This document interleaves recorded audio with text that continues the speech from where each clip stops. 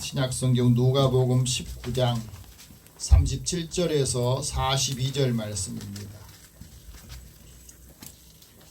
누가복음 19장 37절에서 42절 말씀입니다. 여러분이 갖고 계신 성경 신약성 128면부터 129면 되겠습니다. 우리 같이 이 말씀을 읽겠습니다.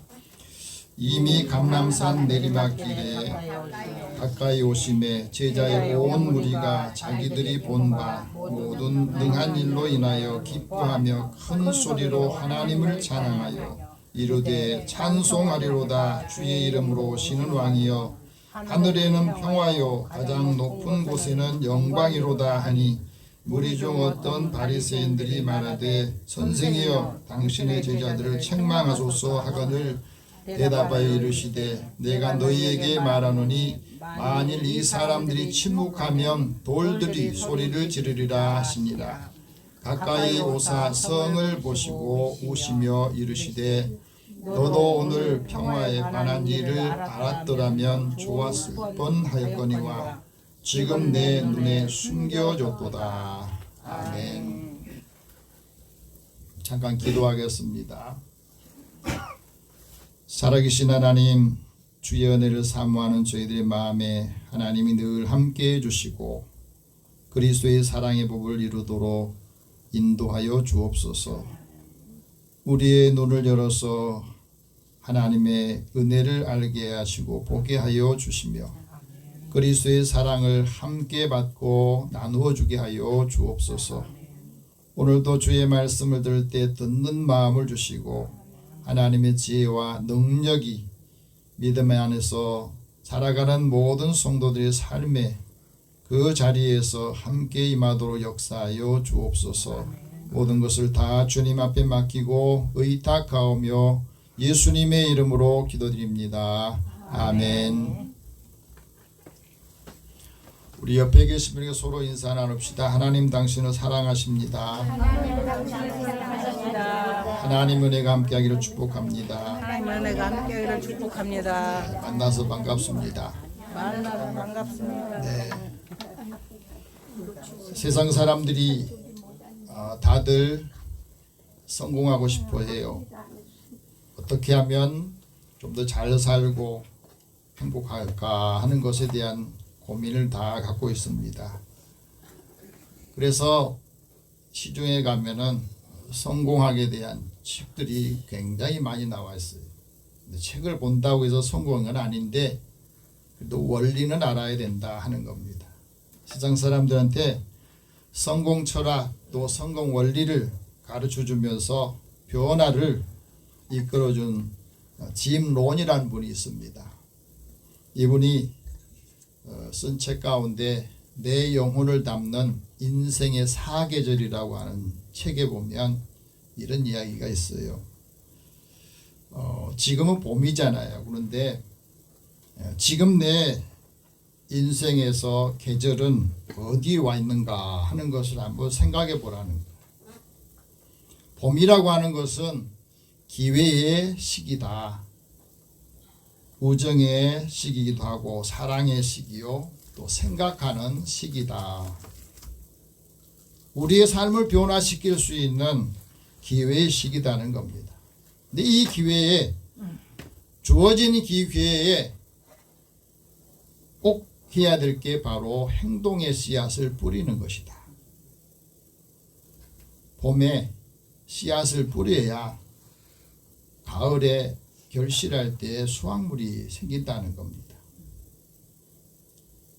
봄에 우리가 하나님 앞에 기도하고 기도의 씨앗을 뿌려야 응답의 수확물을 얻을 수가 있고 사랑의 씨앗을 뿌려야 사랑을 통해서 많은 사람들이 하나님의 은혜를 알게 된다 하는 거예요. 뿌린 대로 거둔다는 말이 있어요. 그래서 뿌린 결과는 항상 반복해서 돌아온다는 겁니다. 여름은 어떤 게냐? 여름은 보호하고 성장하는 시기다. 여름에 해야 될 가장 중요한 일은 바쁘게 돌아다니는 벌레, 해로운 잡초를 끊임없이 경계를 해야 된다. 이걸 잡아내고 경계를 해야 봄에 싹이 난 것이 잘 자라고 결실할 때까지 손상을 입지 않는데, 이 역경에 사람들은 늘 고민을 하고 힘들어하는 겁니다. 힘들 때에 역경을 겪을 때마다 늘 미소 짓고 감사하라는 겁니다. 언제나 우리 삶에는 위기가 왔고 어려움이 늘 있어 왔다는 겁니다. 또 하나는 우리 인생이 이 역경을 통해서 끊임없이 성장한다는 거예요. 가을은 봄의 노동에 의해서 열매를 수확하는 시기다. 그래서 가을에는 늘 우리에게 땀을 흘린 만큼 보상해 준다는 겁니다. 하지만 봄에 씨앗을 뿌리지 않는 사람은 가을에 거둘 곳이 없어요. 여름에 경계하지 않는 사람은 혼란스럽고 근심하고 후회가 된다 하고 말합니다. 그래서 가을은 열매를 거둔 것도 기쁘지만 자신의 내면을 돌아보는 시기다. 현재 내가 갖고 있는 그 삶을 인정하면서 그 결과를 생각할 때에 거기에서 자신의 삶을 다시 돌아보게 한다 하고 말합니다. 겨울은 어떤 거냐? 겨울은 감사를 나눠주는 시기다. 내가 얻었던 거, 추수했던 거, 그 결과물을 서로 나누는 시기가 겨울인데, 이 겨울은 우리에게 늘 추위와 칼바람, 눈, 또 얼음, 이것으로 인해서 사람들이 겨울을 준비하지 않은 사람은 고독하고 절망하고 실패라고 하는 것을 생각하면서 후회한다는 거예요. 사람들이 겨울이 닥치면은 두 가지 유형이 나타난다고 그래요. 겨울을 준비했거나 준비 안 했거나. 이것을 늘 우리가 검토하고 깊이 생각하면서 자신을 성찰하는 시기다. 매일매일 성취하는 것에 대해서 감사하고 미래가 불확실하더라도 감사하면서 소망을 가지고 나아가라 하는 그런 이야기가 이 책에 쓰여 있습니다. 여러분, 오늘이 굉장히 중요한 날이죠. 오늘 내가 무엇을 생각하고 오늘 무엇을 하느냐에 따라서 오늘 이후에 그 흔적들이 남아있기 때문에 그렇습니다. 그래서 매일매일 생각하고 매일 행동하고 노력해야 내일의 수확물이 있을 수 있다는 겁니다. 오늘 새로운 생각의 씨앗을 뿌리면 그 마음에 뿌려진 것이 이제 점점 자라게 되고 그 생각대로 현실의 결과물을 낸다는 겁니다. 오늘 꿈을 꾸는 사람이 내일 그 꿈을 향해서 달려가고 내일 그 삶이 달라진다는 거예요. 여러분, 봄이라고 하는 것은 그 삶의 자리에 여러 가지 기적들이 숨겨져 있다는 겁니다. 돌과 잡초 여러 가지 방해물들이 있어도 봄에는 씨앗을 넉넉하게 뿌리고 또 지혜롭게 영리하게 뿌려야 된다는 겁니다. 시편 기자도 말하잖아요. 바람이 많이 분다고 해서 씨를 뿌리려다가 씨가 다 날아가면 어떨까 하고 또 나지 않으면 어떨까 하고 안 뿌리면 나중에 결과물이 없다는 거예요. 오늘 우리 삶도 그렇습니다. 우리의 생활이 상황이 가만히 놔두면 저절로 바뀌는 거 변화된 게 아니라는 거예요. 인생이 달라지고 싶다면 사람 만나는 사람을 바꾸라는 거예요. 기존에 있는 사람하고 똑같은 사람 만나면 바꿔질 일이 없어요. 좋은 사람들, 희망을 가진 사람들, 믿음을 가진 사람들과 늘 만나야 믿음을 갖게 되고 기도하는 사람을 곁에 두고 있으면 같이 기도해지고 그러는 겁니다. 또한 환경을 바꿔야 우리 인생이 달라진다 하고 말합니다. 봄의 기적을 보려면 어떻게 해야 됩니까? 인격적인 예수님을 만나야 됩니다. 그래서 봄에는 이 고난주간이 있고 부활절이 있는 겁니다. 우리가 인격적인 예수님 만날 때 우리 인생이 달라지고 우리 인생의 가장 중요한 명품 가치로 만들어주기 때문에 그렇습니다. 정신과 의사인 폴 투르니에라고 하는 의사가 이런 말합니다. 인격적인 만남으로 인생의 전환점을 맞는다. 우리가 주님과 인격적인 만남을 통해서 인생이 더 풍성한 행복을 누리게 된다. 그래서 우리가 인격적으로 하나님을 만나고 예수님을 만나면 하나님이 은혜라고 하는 것을 알게 된다 하고 말합니다. 인격적인 의미 깨달아야 우리의 삶의 자리에서도 새로운 영감을 얻게 되고 그 영감이 우리의 삶을 더 풍성하게 해준다는 거예요.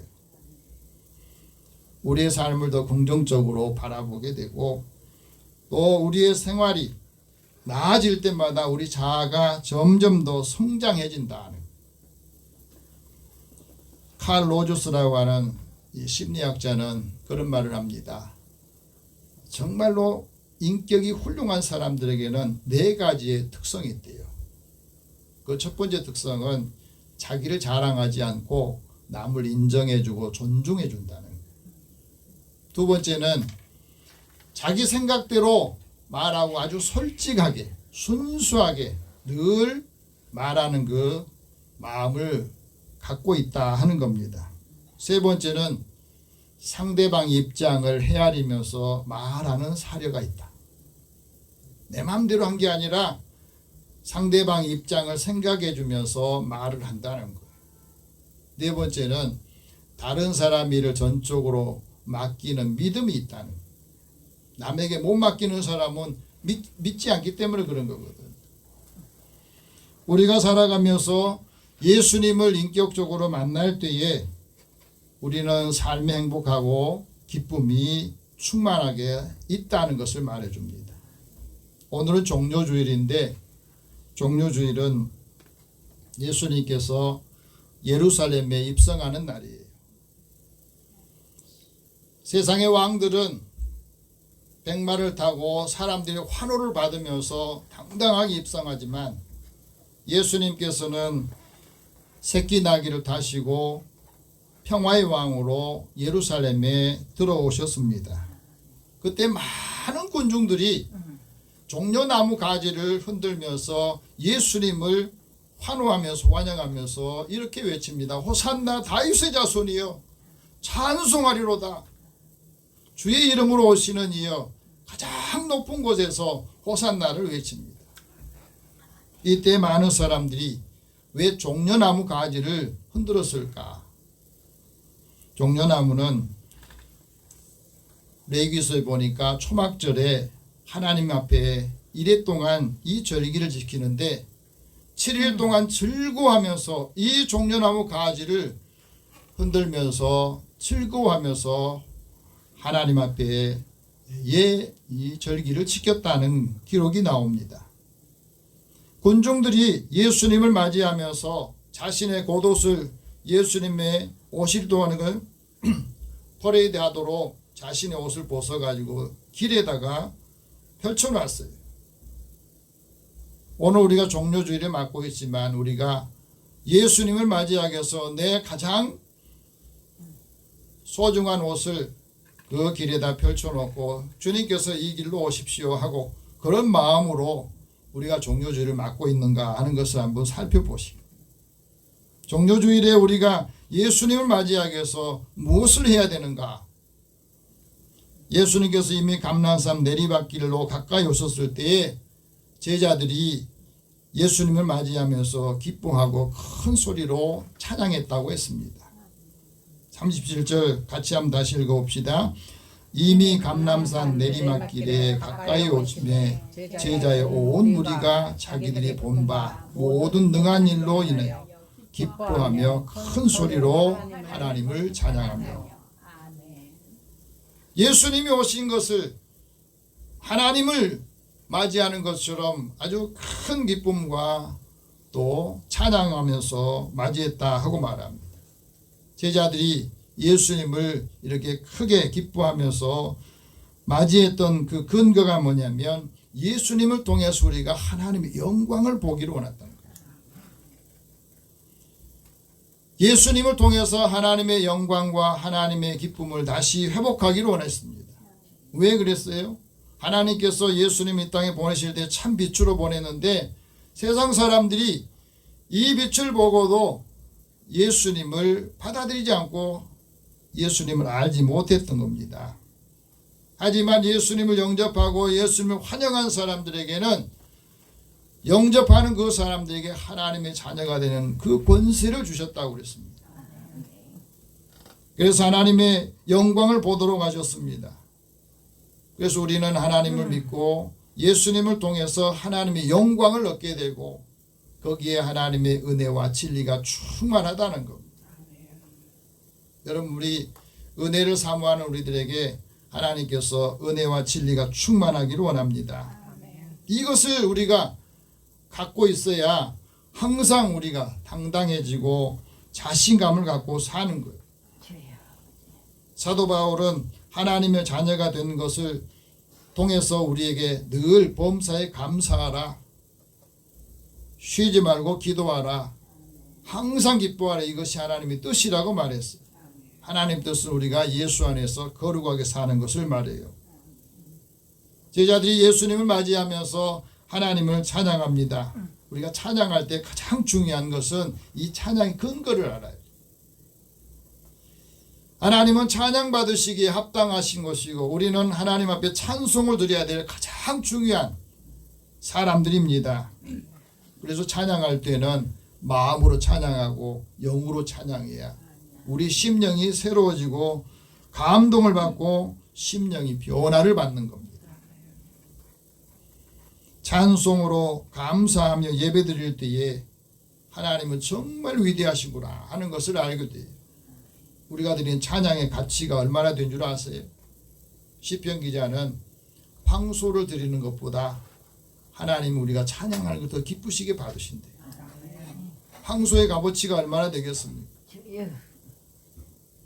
600만 원, 700만 원 되는 황소보다 우리가 하나님 앞에 드리는 이 찬양을 하나님이 더 기쁘게 받으신다는 거예요. 그러니까 우리가 찬양 한 곡을 드릴 때 얼마나 우리 마음의 중심을 드리고 우리가 정성을 다해서 하나님을 찬양할 때 거기에 감동을 받게 되고 은혜를 받게 되고 능력을 체험하게 된다는 거예요. 여러분, 제자들이 예수님 맞이하면서 왜 기뻐했는가? 왜 찬양했는가? 하나님의 큰 능력을 행하셨던 걸 그들이 보았다고 말했습니다. 가난한 사람들에게 기쁜 소식을 전해주셨고 빈들에서 병든 사람들을 치료해 주시고 또 배고픈 사람들에게 오병의 기적을 통해서 그 사람들에게 먹여주셨다는 것을 이들이 보았거든. 오병의 기적을 통해서 예수님께서 많은 사람들에게 제자들에게 말씀하시는 가장 중요한 것이 있어요. 그건 바로 내가 바로 생명의 떡이라는 겁니다. 나에게 오는 사람은 결코 줄이지 않을 것이고 나에게 오고 나를 믿는 사람은 영원히 목마르지 않을 것이라고 말씀하신 걸 보여주셨어요. 근데 사람들의 마음은 배고플 때 떡 먹는 배고플 때 빵 얻어먹는 것만 중요하게 여기지 정말로 생명의 떡이 뭔지 예수님에게 도와서 정말 목마르지 않는 삶을 살기를 원하는 그것을 사람들이 알기를 원치 않았던 거예요. 예수님께서는 그걸 가르쳐 주신 겁니다. 죄인들이 죄로 인해서 늘 마음이 무거웠을 때 죄 사함에 은혜를 주시고 병든 사람도 죄 사함에 이 선언을 해주셨을 때에 병든 사람이 치유가 되는 역사를 보였게. 오늘 우리도 육체가 병이 들 때 빨리 낫는 법은 회개하고 죄의 사함을 받을 때 치유가 빨리 오는 겁니다. 군중들은 육신의 생각을 가지고 그 능력이 피상적인 것에만 치우쳐 있었습니다. 예수님께서는 그 말씀의 의미를 제대로 알게 하셨는데 이걸 이해하지 못한 사람은 예수 따르다가 다시 다 자기 갈 길로 가고 예수님을 떠났던 겁니다. 마찬가지로 지금도 우리가 예수님의 그 사랑을 알고 의미를 알고 하나님의 은혜를 알게 된 사람은 조금 힘들고 고난이 와도 예수님을 끝까지 따르는 거예요. 그렇지 않은 사람은 예수 좀 따르다가 이게 마음에 안 든다, 내가 원하는 데 안 되는 거라 그러면은 예수 따르다가 그만두고 제 갈 길로 떠난 사람들이 많아요. 당시에 많은 사람들이 예수님을 메시아로 여기는데 정치적인 메시아, 자신들의 모든 정치적으로 해방되는 그런 메시아를 원했거든요. 그래서 예수님을 떠났던 일들이 있습니다. 그러나 예수님을 직접 만나 뵙고 예수님에 대해서 깨닫게 됐던 사도 요한은 이렇게 말합니다. 하나님의 생명의 말씀이 태초부터 계셨다. 우리가 듣고 눈으로 보고 자세히 보고 우리가 손으로 만져보았다. 그 영광을 얻었다는 겁니다.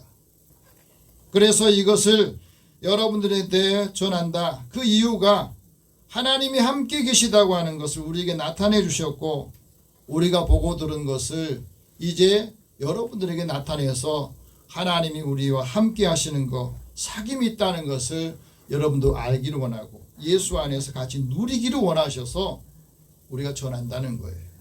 우리가 복음을 전해야 되는 이거거든요. 예수 믿는 사람들이 기쁨을 얻고 소망을 가지고 은혜로운 삶을 사람들이 전해주는 것은 우리가 이 은혜를 여러분과 함께 나누고 싶습니다. 그것을 주님께서는 원하신다는 겁니다. 오늘 우리가 어떻게 예수님을 만나느냐?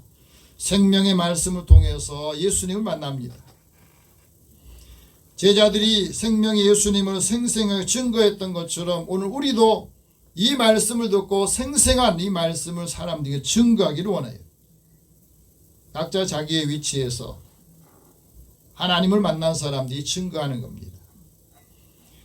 그 기독교인 과학자 25명이 신앙 고백 형식으로 자기 어떻게 예수님 만나고 사람들한테 그 은혜를 전하는가 하는 것을 기록한 책이 있습니다. 과학자 하나님을 만나다라는 책에 보면은 25명 중에 한 명 카이스트 생명과학과 김대수 교수가 써놓은 그 글이 있습니다. 그는 이렇게 말했습니다. 유년 시절에는 가족들이 절에 다녔답니다. 부모가 절에 다니니까 같이 따라갔대요. 그러다가 이제 6살 뒤에 어떤 일인지 아버지가 교회를 나가게 됐대요. 그런데도 자신이 교회에 나가질 않았는데 초등학교 6학년 때에 담임 선생님이 야 대수야 그 동네 그 교회 같이 한번 와보라 그러고 선생님이 데리고 갔답니다. 그래서 교회에 가보니까 처음으로 교회에 갔는데 많은 성도들이 사랑으로 대해주면서 그 순간순간 자기 마음이 이게 열리게 됐답니다. 그런데 한편으로는 자기 자신이 그 장애가 집중력 장애가 있어가지고 어느 날 친구하고 다툼이 있어가지고 친구를 엄청나게 때렸대요. 그리고 이제 며칠이 지나서 그 친구 집에 갔는데 그 친구 엄마가 아들이 엄청나게 맞고 피가 이 옷에 다 젖어 있을 정도로 한 그것을 보면서 그 때리는 이 대수라는 친구가 왔는데 거기에 자신에게 나무라지 않고 그렇게 말하더래요. 야 대수야 너는 참 착한 아이다. 그러니 우리 아들하고 같이 잘 지냈으면 좋겠다 그러더래요. 그러면서 그가 이 대수가 때렸던 그 친구가 얼마나 맞아서 피가 이 옷에 다 젖어 있는 것을 보여주시더라는 거예요. 그래서 그것을 보면서 나한테 용서해 주시고 다시 이렇게 잘 대해 주시는구나 그러면서 거기서 회개하고 용서를 배웠다는 겁니다. 그리고 나서 이제 공부를 해서 생명공학과에 가서 거기에서 이제 공부를 해서 내 과학자가 됐는데 그 과정에서 자신은 늘 연구를 하면서 매 순간순간 하나님 앞에 이렇게 질문한답니다. 하나님 어떻게 이렇게 만드셨어요? 그 과정에서 영감을 얻고 용기도 얻는 일들을 한다는 거예요. 과학자라고 하는 것은 원인과 결과에 대한 그것을 연구를 하다 보니까 늘 모든 게 바라보는 게 3인칭으로 바라보는데 신앙이라는 것은 1인칭으로 바라본다는 겁니다. 그래서 어떤 때는 일이 잘 안 되고 실망하고 낙심할 때 다시 하나님 앞에 기도하면서 이런 생각을 한답니다. 내 생각을 바꿔서 하나님의 시각으로 바라보라. 하나님의 시각으로 보니까 전지적인 그 작가의 시점으로 보게 되니까 거기서 아이디어도 생기고 많은 것을 얻게 됐다는 겁니다. 그러면서 하나님의 창조하신 그 세계를 보면 굉장히 복잡하지만 거기에 숨겨져 있는 지혜가 있다는 겁니다. 그 지혜를 내가 마치 보물을 캐듯이 캐내고 거기에서 연구를 하면서 결과물을 얻게 되어서 감사하다. 그러면서 내가 받은 그 은혜, 가지고 있는 지식을 누군가에 전달해 주면서 이 사랑의 손길을 전달하는 것이 내가 해야 될 몫이다. 그런 말합니다. 그래서 놀라운 일은 21세기에 미신이라고 하는 것도 다 과학의 옷을 입는다는 거예요.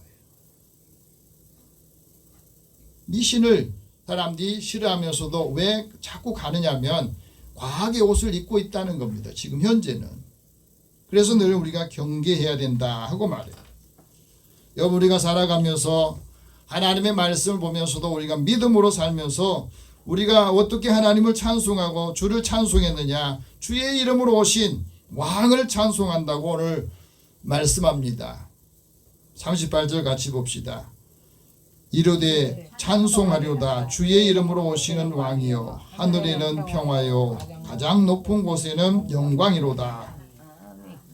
예수님이 주의 이름으로 왕으로 오셨는데 그 예수님을 찬양하며 그 은혜를 받을 때 하나님의 평화가, 하나님의 영광이 우리에게 함께 임하는 것을 우리에게 말씀하고 있어요. 그래서 주의 이름으로 찬양하면 번영하는 복을 주시고, 주의 이름을 부르는 자에게는 구원을 주시고, 주의 이름을 부르는 사람들이 기도할 때 하나님이 응답해 주신다는 것을 우리에게 말씀하고 있습니다. 주의 이름을 찬양할 때에 악한 영들이 물러가요. 예수 이름으로 나아갈 때에 하나님께서는 의지하는 사람들에게 그 힘을 더해 주신다는 겁니다. 우리가 형제들에게 하나님의 은혜를 전가할 때에 그 자손들이 하나님의 영광을 알게 되고 경외하는 믿음을 갖게 되고 많은 회중들이 주를 찬양하게 될 때에 하나님께 영광을 돌리더라는 거예요. 하지만 구원받지 못한 사람들, 구원을 예수님을 맞이하지 않았던 사람들은 오늘 누구냐면 바리새인들이에요. 바리새인들은 예수님 만나고도 기뻐하지 않았습니다. 예수님 만나고도 찬양하지 않았습니다. 예수님이 제자들이 찬양할 때 제자들을 책망하라고 오늘 말합니다. 39절 같이 읽어봅시다. 무리 중 어떤 바리새인들이 말하되 선생이여 당신의 제자들을 책망하소서 하거늘. 여러분, 하나님 믿는다고 하는 이 바리새인들, 그들은 사사건건 예수님과 충돌합니다. 왜 하나님의 말씀을 그들이 알고 배우는데 율법의 완성자로 오신 예수님과 자꾸 충돌하게 되느냐? 바리새인들은 율법학자들이 해석해 놓은 것을 배워서 알고 그것을 자신의 신앙의 가장 기본으로 알고 있어요.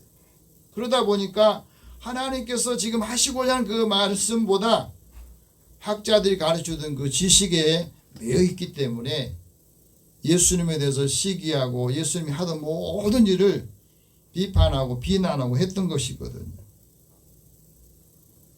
악한 영들을 쫓아낼 때에 그것을 회의적인 시각으로 바라보면서 사람들한테 믿지 못하도록 회방하는 일이 생겼어요. 그래서 신앙생활 잘한 것 같은데 그들 속에는 위선이 있고 그들 속에는 탐욕이 있고 방탕함이 있더라는 겁니다. 그래서 그들에게 말합니다. 화 있을 것이다. 외식하는 서기관들과 바리새인들아, 너희는 신앙생활하면서 겉은 깨끗하게 보이지만 그 안에는, 속에는 탐욕과 방탕이 가득하구나. 그래서 세리자 요한도 맨 먼저 바리새인과 서기관들에게 회개에 합당한 열매를 맺으라고 말하잖아요. 그런데 이 말을 아무리 해도 듣지 않으니 어떻게 됩니까? 나중에는 예수님을 십자가에 죽게 하라고 종교 지도자들과 함께 합세해서 빌라도에게 고소를 해가지고 예수님을 십자가에 넘기잖아요. 우리가 신앙생활하면서 그렇습니다. 하나님의 말씀을 듣고 은혜를 받았다고 하는 사람들도 그 율법주의 신앙을 가진 사람들은 다른 사람을 정죄하기도 하고 다른 사람에게 힘을 빼기는 일을 많이 하는 거거든요. 한 사람을 구원하지 못합니다. 바리새인들이 예수님에게 제자들을 책망하라고 말했을 때 예수님께서 뭐라고 말씀합니까? 오늘 40절 봅시다. 대답하여 이르시되 내가 너희에게 말하노니 만일 이 사람들이 침묵하면 돌들이 소리를 지르리라 하시니라. 이 말씀은 우리에게 굉장히 중요한 말이에요. 우리 하나님 은혜를 받았는데 우리가 침묵하면 무생물인 돌들이 소리칠 것이라는 거예요. 하나님의 은혜를 받은 사람에게 침묵하지 말라는 겁니다. 네가 받은 은혜, 네가 받은 사랑을 이제 사람들한테 알려주고 전해주고 선포하라는 거예요. 그러면서 예수님이 예루살렘 바라보면서 우셨다고 그랬습니다. 왜? 평화의 도성이 평화가 없거든. 우리의 마음에도 주님께서 나를 바라보실 때, 우리를 바라보실 때 정말 하나님 믿는 사람들의 마음이 평화롭지 못하고 마음이 늘 불안하고 고통스러운 우리를 보면 주님께서 우시지 않겠습니까? 그래서 우리가 꼭 알아야 될 것을 말씀한 거예요. 이 42절 다시 봅시다. 이르시되 너도 오늘 평화에 관한 일을 알았더라면 좋을 뻔하였거니와 지금 내 눈에 숨겨졌도다. 네가 평화에 대해서 알았더라면 얼마나 좋았겠느냐. 근데 그게 숨겨져 있으니 알지 못하니 안타깝다는 거예요. 우리가 꼭 알아야 될 것은 주님께서 우리에게 주신 평화의 복음이라는 거예요. 그리스도를 통해서 우리에게 하나님과 화평하게 하시고 그 은혜를 통해서 서로 덕을 세우는 일을 하기를 원하셔서 우리에게 이 말씀을 하시는 겁니다. 이 평화의 복음을 알고 평화로운 일을 하고 서로 덕을 세울 때에 하나님의 능력이 오늘 우리를 통해서 많은 사람들에게 전달되기를 원하고 이것을 전하는 사람의 발걸음이 아름답다겠습니다. 오늘 우리에게 주신 이 말씀을 통해서 우리가 먼저 하나님의 은혜로 기쁨이 충만하고 그 받은 은혜를 이웃에게 전하면서 덕을 세우는 그리스도인이 되시기를 축복합니다. 기도하겠습니다. 살아계신 하나님, 주의 은혜를 사모하는 저희들의 마음에 주님과 화목한 은혜를 주시고 예수님을 통해서 하나님과 화목하여서 모든 사람들에게 이 화평의 복음을 전하게 하여 주옵소서. 그래서 그리스도의 사랑의 법이 믿음 안에서 우리의 가정에 또 자녀들에게 믿는 사람들을 만나는 모든 사람들에게 함께 임하게 하여 주시고 기쁨과 찬양이 충만한 삶을 살게 하여 주옵소서. 예수님의 이름으로 기도드립니다. 아멘.